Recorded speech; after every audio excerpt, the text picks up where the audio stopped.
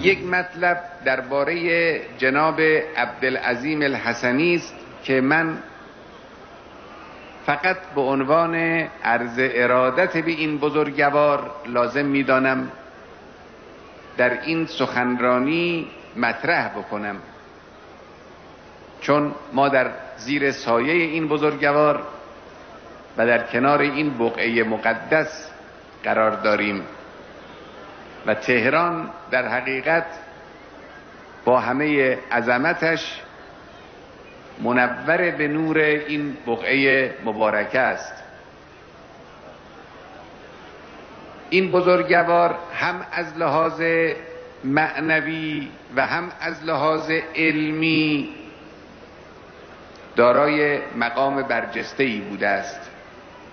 این برای مردمی که در اینجا به خصوص زندگی می‌کنند حائز اهمیت است. اما از جنبه علمی عبدالعظیم حسنی رضوان الله و سلام الله علیه یک محدث بزرگ و یک مؤلف بزرگ است.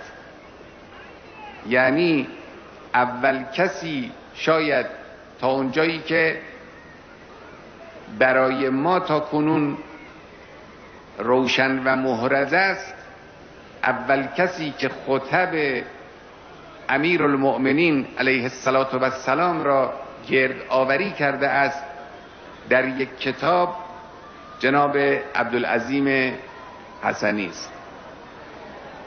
یعنی 150 سال تقریباً قبل از تألیف نهج البلاغه به وسیله سید رضی، این بزرگوار یک نهج البلاغه‌ای متشکل از خطب امیرالمؤمنین تألیف کرده است که این مقام علمی این بزرگوار را در امر دین روشن می کند. درباره مقام معنوی این بزرگوار هم دو روایت هست از امام هادی علیه السلام که یکی از آنها همین روایت معروف است که کسی از اهل ری خدمت امام هادی علیه السلام رسید و عرض کرد که من زیارت حسین بن علی رفته بودم به کربلا.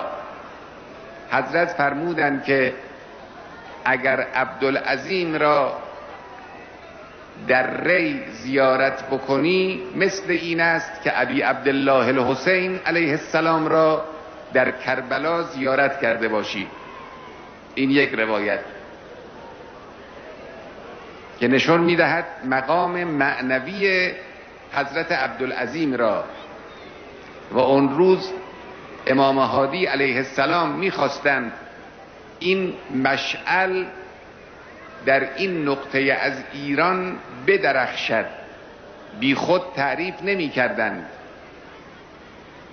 می‌خواستند که آحاد ملت مسلمان در این نقطه عالم به وسیله نور این مشعل که اون روز از دنیا هم رفته بود و دیگر خطری او را تهدید نمی کرد، انوار ولایت اهل بیت در فضا دلها را روشن بکند.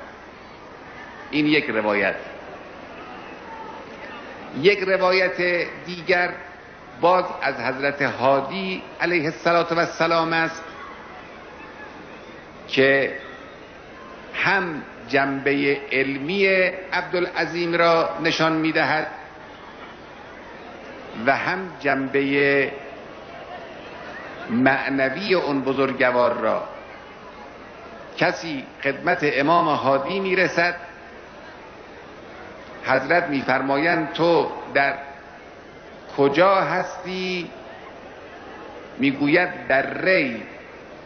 میفرمایند هر مشکلی در امر دین داشته باشی می توانی از عبدالعظیم ابن عبدالله الحسنی بپرسی، یعنی او رو به شیعیان خودشون به عنوان یک مرجع علم دین معرفی می کند. بعد در همین روایت هست که حضرت فرمودند سلام مرا هم به او برسان. این هم جنبه معنوی.